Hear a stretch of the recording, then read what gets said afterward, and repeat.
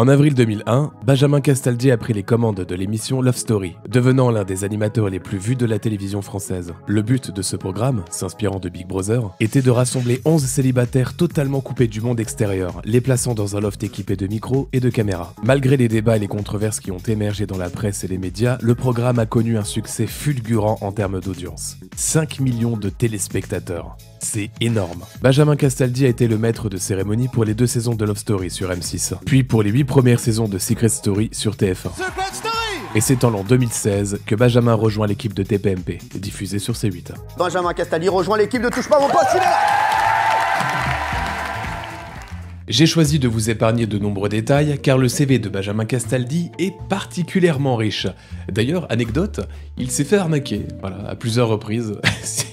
Si vous avez besoin d'aide dans vos démarches, n'hésitez pas. Mon attention s'est principalement portée sur Love Story et Secret Story, et ce pour une raison bien précise. Le vendredi 20 mai 2022, Benjamin avait mis en avant un projet particulier. Un projet qui lui offrirait l'opportunité de s'éloigner de TPMP tout en ravivant la flamme du passé. Alors, le scoop dont je voulais vous parler. Vous savez qu'on parle beaucoup de la métaverse. Ouais, absolument. Voilà, métaverse qui va être lancé sur Google, je crois. Oui. Figurez-vous qu'il y a un projet auquel j'ai été associé il y a très peu de temps, hier. Ah oui, c'est vraiment... Et il va y avoir un lancement de métaverse avec des candidats de télé-réalité totalement virtuels, oui, absolument, absolument, où chacun aura son avatar. Et voilà, c'est le logo en exclusif. Là, c'est le Secret Meta. Tout le contexte est virtuel. Les candidats parlent avec leur voix, mais sont numérisés, sont des avatars. Moi, je pourrais apparaître, par exemple, très grand, très mince, très beau. Voilà. Non, mais c'est vrai. Et en fait, chacun pourrait apparaître comme il a envie d'apparaître. C'est-à-dire qu'il pourrait y avoir un candidat qui, par exemple, Daniel Moreau, pourrait être dans le programme en bimbo, avec des ins comme ça, blonde, âgée de 20 ans. On ne saurait pas que derrière, il y a Daniel Moreau. C'est ça. Et ça va être un truc de dingue. Ça va être lancé dans quelques... Alors, je vous donnerai toutes les informations, mais j'ai d'ores et déjà dit oui pour présenter. Ah oui, absolument. Mais qui vous a demandé de présenter? Donc c'est sur C8. Je ne peux pas en parler plus. Donc c'est sur C8. Non, c'est de la métaverse, c'est du numérique, c'est du virtuel absolu. Ça n'a rien à... C'est un jeu vidéo. Comme un jeu vidéo. C'est un jeu vidéo. Comment ça, un jeu vidéo? Il y a un gros groupe derrière tout ça. Il y a un petit peu un gros groupe. Oui, il y a un petit peu d'oseille. Oui, bah oui, toujours. Vous savez. Sinon vous y seriez pas allé? Alors pas du tout. Pas du tout. D'accord. Je tente l'expérience. Et après, je prends l'oseille. Voilà.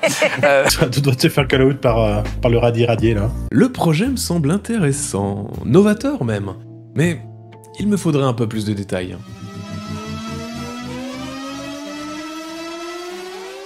Les amis, je vous parle d'une dinguerie, première télé-réalité dans la métaverse. Ça va s'appeler Secret Meta. Vous savez quoi? Il n'y a rien qui sera censuré. C'est exceptionnel, c'est une première. La première fois en France, les bébés, ça va être unique. Clairement, tout choisir.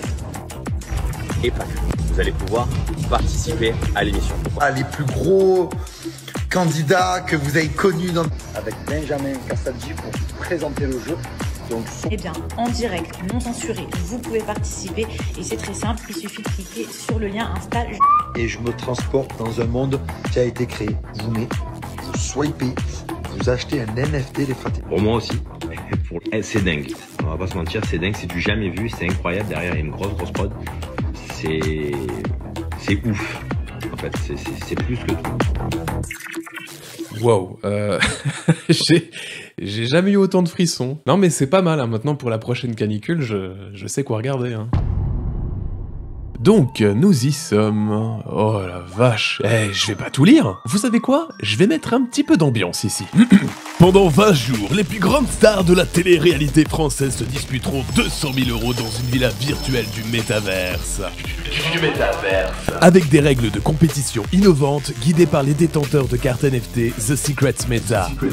Avec aucune censure. C'est Nick Benzik, des fois 2 par jour. Ce sera la plus grande émission de télé-réalité de tous les temps. Dans le métaverse. Ça sent l'escroquerie. Hein, on va pas se le cacher. Oh, faut pas dire ça. Allez, voyons voir à quoi ça ressemble. C'est super. C'est bien. Merci beaucoup. Avec l'un des 50 000 NFT, il me serait possible d'avoir un rendement mensuel de 8% des revenus de l'émission. Et tout cela grâce à une crypto-monnaie du nom de The Secret Coin. J'ai vérifié et je l'ai trouvé plutôt facilement. Cette crypto-monnaie existe bien. Ça fait un premier point positif. Vous pouvez être soulagé. Mais elle n'est en aucun cas liée à The Secret Meta. Cette crypto est associée à un autre projet qui n'a absolument rien à voir. Vous pouvez être l'inverse de soulagé ? Mais aussi d'avoir un accès exclusif à des soirées et événements VIP, réels et virtuels, avec mes personnalités de la télé-réalité préférées. Oh, mais j'ai hâte! Et d'être peut-être aussi décisionnaire en faisant partie de la production, et éventuellement de passer une journée dans la villa. Donc admettons, si je gagne, je dois en plus acheter un casque de réalité virtuelle? Eh ben, ça fait quand même beaucoup d'argent à dépenser pour passer une journée avec des connards. Présumés. Je sais pas pourquoi, mais ce projet me laisse une odeur nauséabonde dans le nez. Vous savez, c'est une odeur d'arnaque. Les mentions légales n'existent pas, donc impossible de savoir qui est derrière ce projet. Sérieux, qui serait prêt à donner 99 € à des inconnus sans avoir de possibilité de recours? Les conditions générales d'utilisation et les conditions générales de vente sont, quant à elles, parties en vacances. Oh, le soleil me bronze la peau. Et je ne sais pas comment sont utilisées les données que je laisse sur le site. Site qui est par ailleurs dégueulasse. Il n'y a rien de professionnel. Par exemple, j'ai une petite inquiétude au niveau des droits. Ils ont l'autorisation de vendre cette merde avec le logo des Stark? Il y a un gros groupe derrière tout ça. Il y a un petit peu un gros groupe. Oui, il y a un petit peu d'oseille. Oui, bah oui, toujours, hein, vous savez. S'il y a un gros groupe, cela m'étonnerait que cela soit C8. Vous avez envie de voir la portée qu'a eu ce projet? Un projet mis en avant sur TPMP par Benjamin Castaldi, mais aussi par 16 autres candidats de télé-réalité qui comptabilisent plus de 41 millions d'abonnés. Attention, c'est très impressionnant. Sur Instagram, une communauté d'à peine 3300 followers, dont la plupart sont des bots. 15 posts sur Instagram avec quasiment aucune interaction. Les seules publications qui ont vraiment attiré mon attention sont celles-ci. Un like de monsieur Ethan Teboul, un jeune entrepreneur spécialisé dans le marketing digital, ainsi que Meta, intéressant, tout en évoluant entre Paris et Marseille. Ce dernier semble être connecté avec plusieurs personnalités de la télé-réalité, les Marseillais. On peut également repérer la présence de son père, monsieur Stéphane Teboul, époux de madame Magali Berda. Cela soulève la question de leur connaissance du projet. Mais ça ne me surprend pas, puisque la femme de monsieur Stéphane Teboul, madame Berda, était présente sur le plateau à ce moment-là. Petite anecdote, le père et le fils Teboul connaissent très bien Kev Adams. Ce dernier ainsi que d'autres influenceurs ont mis en avant un projet NFT, du nom de Blush. 19 victimes ont récemment porté plainte. Et les 770 particuliers qui ont investi pour au total plus d'1 million d'euros, eh bien se sont retrouvés le bec dans l'eau. 19 d'entre eux ont donc déposé plainte hier auprès du tribunal de Marseille pour abus de confiance, pratiques commerciales trompeuses et recel. Maître Maleotti et leur avocate. De plus, il est intéressant de noter que certains des influenceurs qui ont soutenu ce projet ont des liens avec Shona Evans. L'agence créée par madame Magali Berda et gérée par monsieur Stéphane Teboul. Une très belle famille. Mais vu la piètre qualité de ce projet, ils auraient peut-être dû conseiller à leurs influenceurs de ne pas le mettre en avant. C'est aussi ça le rôle d'un agent d'influenceur. Shona Evans a une réputation nauséabonde et cette affaire ne va certainement pas contribuer à aérer la pièce. Mais j'ai quand même une lueur d'espoir. Monsieur Castaldi ne compromettra jamais sa réputation avec ce projet, risquant d'être affiché comme son fils, Simon Castaldi, par la DGCCRF.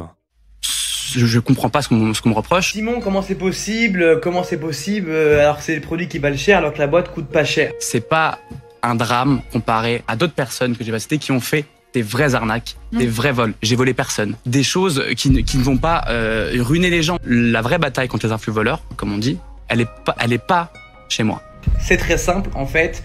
La technique de Blendbox, c'est qu'ils vont racheter en fait directement à l'usine. C'est-à-dire que parfois il y a des usines qui vendent, qui jettent leur stock. C'était qui votre agence? C'était Magali Berda? Bien sûr, Magali Berda. Qui d'autre que Magali Berda? Si c'est juste une personne, ok, méfiance. Il est touchant. Mais là, nous avons 16 influenceurs et un présentateur de renom sur TPMP. Une chaîne qui touche très souvent le million de téléspectateurs. Ça serait quand même pas de bol pour TPMP, hein. Ils ont pas du tout l'habitude des polémiques.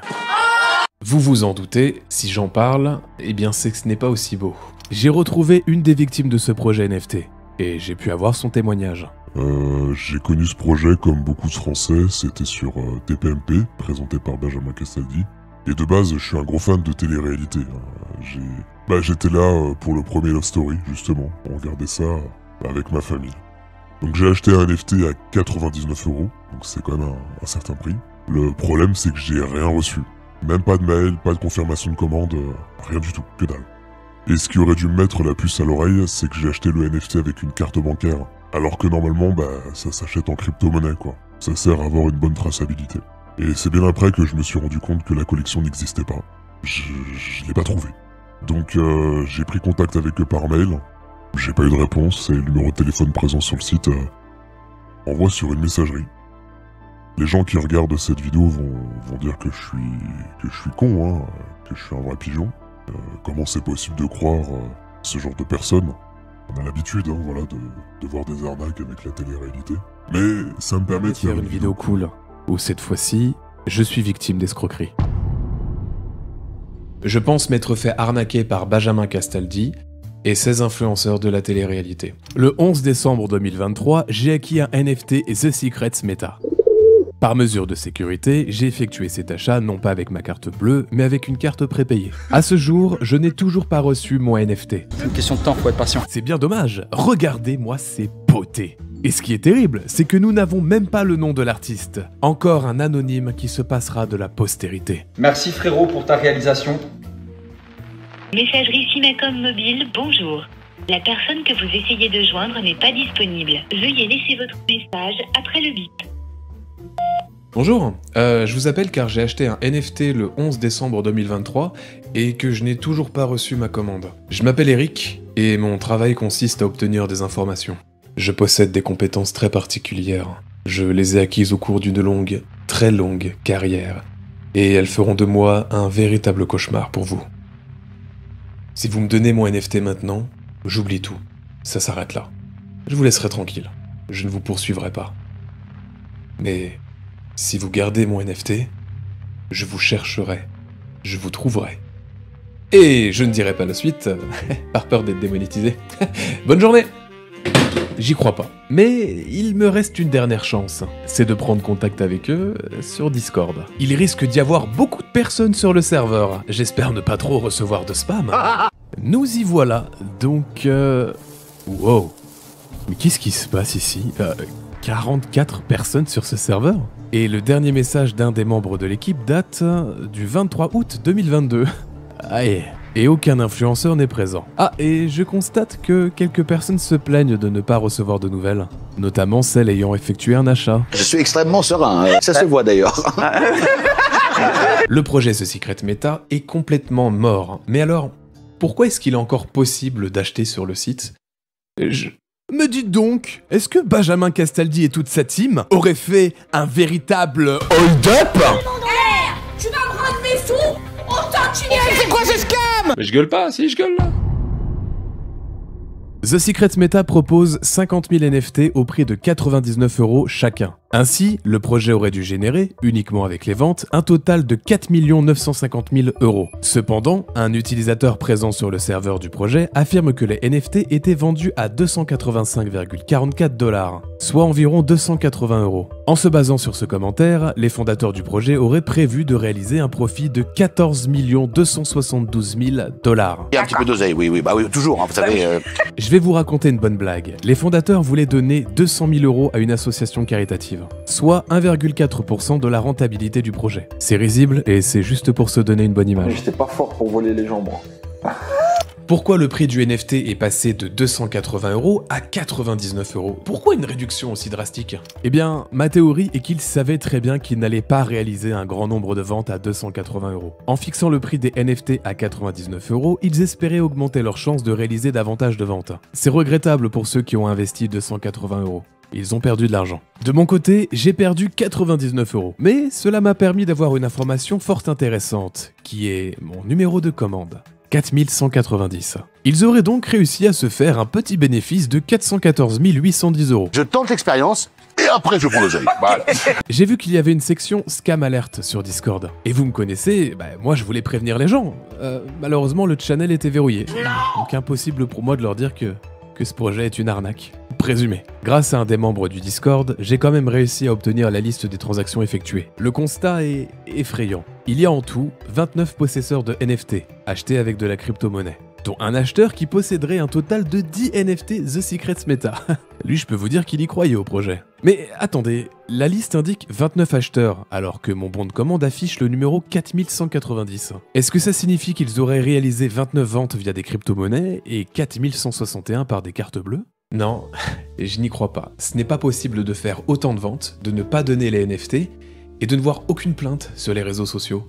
Sérieux, j'ai fouillé le net de fond en comble, Aucun forum, aucun site, aucun réseau social, personne n'en parle. Plus de 4000 ventes, personne n'en parle. Bon, si, sauf sur le serveur Discord.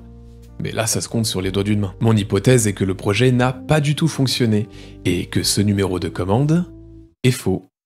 Je connais le truc, mais ça peut arriver. Hein. Ça reviendra à mentir délibérément aux acheteurs, ce qui est illégal, et en même temps pas très sympa. Attention, je le répète, c'est une hypothèse, hein, je ne doute pas de leur innocence. Jamais Benjamin Castaldi et les 16 autres influenceurs pourraient s'associer à des escrocs.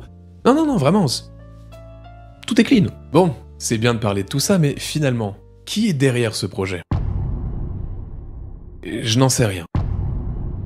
Non mais vraiment, je n'en sais rien. Je sais juste que un acheteur a réussi à appeler le numéro sur le site. Ce dernier m'a dit que son interlocutrice était une femme, en provenance de Marseille. Quel est le lien entre cette dame et tous ces influenceurs? Greg Yega, Julien Bert, Julien Tanti, Kevin Gage, Manon Tanti, Maëva Guénam, Nicolas Lozina, Thibaut Garcia, Anthony Paghini, Maïsan Agnoul, Laura Lempicka, Carla Moreau, Mila Jasmine, Adixia, Cynthia Macoul, Marois Meraska. Ils ont tous participé à une émission appelée Les Marseillais. Sauf Marois Meraska, que nous avons vu la première fois dans la saison 9 de Les Princes et les Princesses de l'amour. J'ai fait des tresses à Dylan. À quand les Marseillais en prison?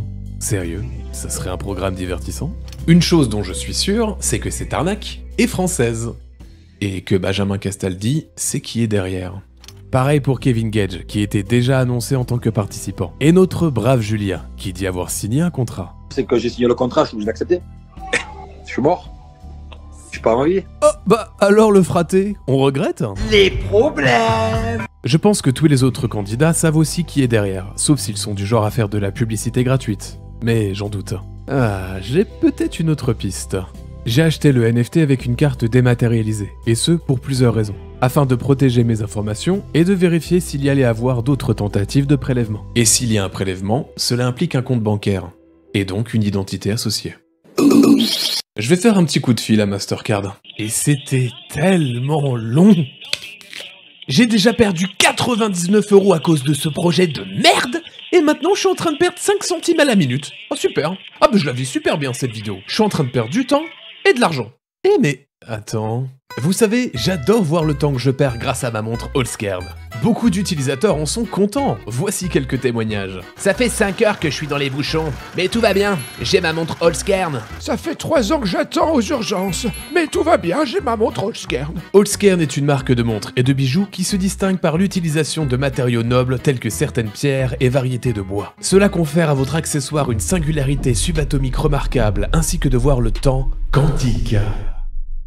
Il ne se limite pas à la proposition de montres ou de bijoux. Allscared vous donne la possibilité d'acquérir diverses gammes de lunettes, voire même de sacs en pierre. Personnellement, j'ai construit ma maison avec. Les propriétaires sont facilement trouvables et possèdent plus de 10 magasins physiques en Allemagne et en Autriche. Pas d'inquiétude, Allscared ne propose pas de NFT. Vous recevrez bien vos produits physiques pour toute commande passée jusqu'au 11 février. Ce qui est idéal pour un cadeau de la Saint-Valentin. Contrairement à The Secret Meta. Si vous avez envie de vous faire plaisir et de soutenir mon travail, vous retrouverez un lien en description. Merci à Allscared de compenser mes pertes et de financer mon avocat. Mais ça, je vous en parlerai dans quelques instants. Pendant cette page de pub, j'ai expliqué toute la situation au gars de Mastercard, et voici ce qu'il m'a répondu. Ah, y a vraiment pas plus d'informations que ça? C'est... Non, il n'y a pas que ça. Il y a juste la date d'achat, le nom de l'établissement, la valeur et le nom de l'établissement. Et on a même une référence de la commande. Ça, on l'a, je peux vous la donner au cas où vous trouvez le site pour que vous puissiez voir avec eux. C'est des cosmétiques, shop au store. Le store, c'est un magasin cosmétique et j'ai la référence, bien sûr. Vous dites que c'est en rapport avec la cosmétique? C'est ça? Oui, c'est ça, c'est des cosmétiques store, c'est-à-dire magasin. Excusez-moi, je veux vraiment bien comprendre, le prélèvement n'a pas été sur un site de cosmétiques, c'est des cosmétiques store, vraiment. Ah d'accord. Voilà, c'est déclaré comme entreprise de cosmétiques. C'est vrai ou non? Non, c'est faux. Normalement, c'est pas censé être ça. Donc l'entreprise qui a pris ma thune se cache derrière une enseigne de cosmétiques. Ouais, d'accord, mais c'est quoi le rapport avec les NFT? Non, parce que je suis désolé, mais là, quand je regarde l'image, y a rien de cosmétique. C'est dégueulasse. Ne me dites pas qu'ils ont utilisé une de leurs sociétés pour encaisser l'argent. Ça serait complètement débile. Aïe aïe aïe. Là, à ce stade, je peux pas vous en dire plus. Non, il faut que je fasse un autre appel. Allô? Détective Radi à l'appareil. Non, salut Radi, tu vas bien? Ouais, je dérange pas? Non, pas du tout, je suis en train de travailler, t'inquiète pas. Hein. J'ai quelques minutes à te consacrer. Dis-moi, j'avais quelques petites questions pour toi, tu sais, c'est concernant le projet NFT là dont je t'avais parlé. Et du coup, je me demandais, bon, je savais que c'était une connerie, hein, ce projet NFT, mais le fait que ce soit une douille, et que je le savais, est-ce que ça annule mon droit à la plainte? Alors non. Ce que tu fais, c'est pas une façon illégale de recueillir les preuves des agissements des promoteurs de ce projet, ou au contraire. Hein. Le fait que tu saches que c'est bidon ne retire absolument rien à ton droit de déposer plainte ensuite. C'est d'ailleurs un principe assez général en droit, et puis dire le contraire, ça remettra en cause le droit à l'accès à la justice, hein, qui est un principe quand même assez général dans nos démocraties modernes. Ok, bon, c'est bon à savoir. Ouais, bah du coup, admettons, si je constitue un dossier, je porte plainte... Que la justice arrive à déterminer qui se trouve derrière le site. J'aimerais savoir... Ce qui pourrait risquer, tu vois, finalement, ces gens-là derrière. Alors, j'ai pas tous les détails de l'affaire, évidemment, alors c'est pourquoi j'hésite un petit peu sur la qualification juridique précise à utiliser pour poursuivre les promoteurs de ton NFT. Mais soit il s'agit d'une escroquerie, soit il s'agit d'un abus de confiance. Hein. La différence entre les deux, c'est un peu technique, hein. Quand c'est l'abus de confiance, l'auteur de l'infraction a réellement un droit sur le bien concerné, en l'espèce le NFT qu'il a essayé de te fourguer, alors que dans l'escroquerie, l'auteur de l'infraction fait juste croire qu'il a le droit de vendre, par exemple, la chose en question, alors qu'il ne l'a pas. Mais dans les deux cas, il s'agit d'une infraction pénale et les auteurs encourent exactement la même peine, à savoir 5 ans de séchoir et 375 000 € d'amende. Alors j'ai une autre question, c'est quand tu as Benjamin Castaldi donc, qui met en avance The Secret Meta sur C8 à TPMP, on voit que la présentation est préparée, vu qu'il y a le logo qui s'affiche derrière lui, etc. Tu vois. Qu'est-ce qui risque C8 TPMP? Est-ce qu'ils ont une certaine responsabilité là-dedans? Là, je suis un petit peu à la limite de ma compétence de théoricien du droit. Je suis enseignant-chercheur, je ne suis pas avocat, je ne suis pas magistrat. Ce que je peux te dire, hein, sous réserve d'une analyse pratique, hein, c'est que le fait de te vendre un truc, en l'espèce un NFT, que tu ne le reçoives pas, puis ensuite que les vendeurs disparaissent dans la nature, il y a du pénal derrière. Maintenant, il va falloir te faire accompagner par des professionnels du droit, par un avocat, une avocate, qui va monter juridiquement le dossier avant de le présenter à la justice. Comme ça, ça va faire gagner du temps au procureur de la République, au juge d'instruction, qui sera plus tenté de poursuivre si on lui a ainsi en quelque sorte mâché le travail, que si le magistrat ou la magistrate avait dû aller directement à la pêche aux informations pour savoir s'il y avait lieu de poursuivre ou pas. Bref, pour éviter que, par exemple, le procureur soit tenté de classer ta plainte sans suite, simplement parce qu'il est soumis à une politique du chiffre, puis que c'est forcément le genre d'affaire un petit peu obscur qui prend fatalement plus de temps qu'un vol ou des coups et blessures. Voilà le radis, salut. C'est bien la première fois que j'ai le statut de victime d'escroquerie, hein. Et c'est cool parce que ça me permet de vous faire un retour d'expérience quant à ma position. Et je peux vous dire que ma position est très inconfortable. Dans l'espoir d'obtenir de l'aide, j'ai contacté plusieurs influenceurs, dont Benjamin Castaldi, sur X, anciennement Twitter, pour leur faire part de mes mésaventures. Et malgré les milliers de notifications, aucune réponse ne m'a été fournie. Pourtant, certains étaient actifs, comme Benjamin Castaldi et Maeva Genam. Ils ne pouvaient pas éviter le sujet. Impossible. Ils ont donc sournoisement fait exprès de ne pas me voir et de ne pas me répondre. J'ai également contacté tous les influenceurs par mail. Je n'ai eu aucune réponse. Jusqu'à ce que, quelques jours plus tard, une réponse de Mila Jasmine. Je ne m'attendais absolument pas à ça. Mais en y réfléchissant, c'est pas si étonnant que ça. Depuis quelques semaines, Mila Jasmine est très active pour ce qui est de redorer son blason et de faire entendre sa voix. Je pense qu'elle a beaucoup de choses à dire. Enfin, je l'espère. Bonjour, que vous est-il arrivé ? Pour ma part, je ne fais pas partie de ce projet, je n'ai pas de part dedans. Je suis une influenceuse qui promeut une marque, un site ou un projet quand on fait appel à moi. En quoi considérez-vous que c'est une arnaque ? Les placements dans la finance, par exemple, ne sont jamais garantis à 100%. Sinon, tout le monde investirait et deviendrait riche. C'est comme les paris sportifs, il n'y a aucune garantie de gagner. Ce sont des conseils, des analyses, et on croise les doigts pour que ça marche. Mais personne ne connaît à l'avance le résultat. Certains gagnent et d'autres perdent. J'aimerais mieux comprendre ce qu'il vous arrive pour savoir si je suis en mesure de vous aider ou non, pour évaluer s'il s'agit d'une arnaque ou non. Renvoyez-moi le site ainsi que leurs conditions générales. Dans le cas contraire, je ne pourrai rien faire pour vous car il n'y a pas de garantie à 100% dans n'importe quel investissement. Ça n'existe pas, et c'est la même loi partout. En revanche, si vous avez découvert autre chose, je vous écoute et je serai prête à vous rejoindre car je ne participerai jamais à une arnaque. Si on a utilisé mon image pour le faire, je suis également victime. Pour répondre à votre question, vous ne pouvez pas vous baser sur des rumeurs, mais sur des faits, et vous avez tout à fait raison. En revanche, c'est bien elle qui m'a proposé ce partenariat. J'ai vérifié, je faisais partie de son agence. C'est elle qui m'envoyait mes briefs et la plupart de mes placements de produits. J'ai retrouvé le brief ainsi qu'une conversation avec elle à ce sujet. Dans votre documentaire, vous allez mettre en lumière peut-être les influenceurs, mais celle qui nous a proposé ce placement est Magali Berda, de l'agence Shona Events. Le mauvais dropshipping, il faut l'éradiquer. C'est Magali qui m'a donné ce placement. Un grand merci à Mila Jasmine pour toutes ces informations, vraiment. Par contre, ce n'est pas parce qu'elle a bien voulu coopérer avec moi que ça va la protéger des futurs sujets. Hein. Petit détail qui a une certaine importance quand même.